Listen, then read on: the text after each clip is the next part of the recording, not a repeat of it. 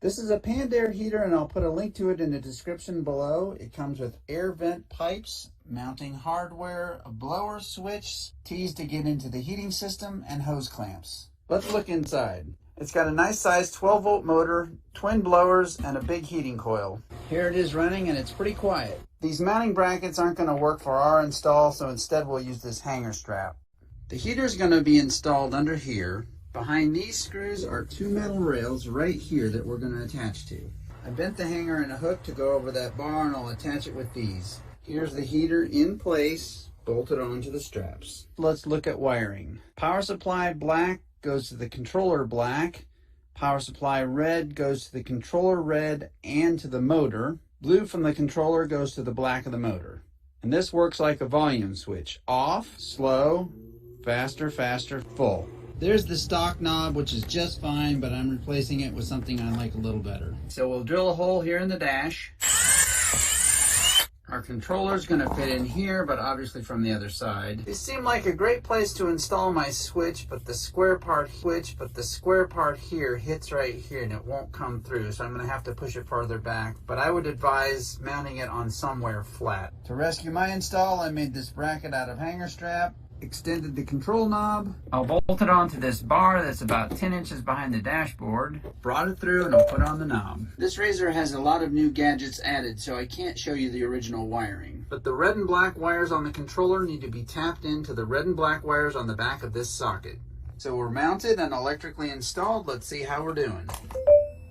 Good airflow. The heater comes with 2-foot long vent hoses that you plug in right here, and then you can snake them anywhere you want underneath the dash. For example, here would be a defroster vent that is non-adjustable, or you could put an adjustable vent right here. You put the diffuser on the end of your vent hose, use a hole saw to cut a 2-inch hole in your dashboard, and put in the vent like this.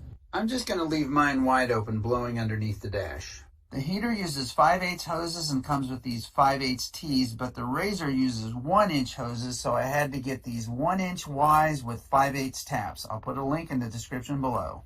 The heating pipes are right here, and we'll put one Y connector in this hose and another one in that. We'll clamp off the hose with vice grips or channel locks. I've got clamps below and above, and I'll cut in between with a sharp knife. Hose clamps on both sides. You want your Y going in this way facing towards the radiator, and tighten down your clamps. You provide your own 5/8 heater hose, and it goes right there, and clamp. Here's the second one installed, and I took out a piece of hose because it was too crowded. The outside of a 5/8 hose is about 7/8. So we'll drill 2 holes in the firewall straight back from these pipes right about there, and run our hoses through. Those get clamped onto the heater, and it doesn't matter which pipe you go to. We need a way to shut off heat flow in the summer, and this is an actual heater valve, but it doesn't have a very big port. Instead, I'm going to use this 3/4 inch PEX valve, which has a full port, and it fits perfectly on the 5/8 hose. And I installed that under here. It's not on the dashboard, but it's not too hard to reach down and control it from under here. We didn't do too bad, but we lost a little coolant and we increased the plumbing, so we'll add more and bleed the system. When you're adding coolant, it's best to have the vehicle slightly up a hill. The best way to do this is with a sealed funnel, and I've got this 1-inch hose that I cut off from down below, and I'll put that in here, and then I'll put in this cut off beverage bottle as a funnel. We have a good seal, and now I'll pour in some pre-mixed coolant. When it stops bubbling by itself, try squeezing the hoses to get more bubbles out. Now start it and let it run for about a half hour to make sure all the bubbles come out. Rev it a little bit to get even more bubbles out. While you're bleeding, make sure your temperature doesn't get above about 205 degrees. You're done bleeding when you haven't seen any significant bubbles for at least 5 minutes.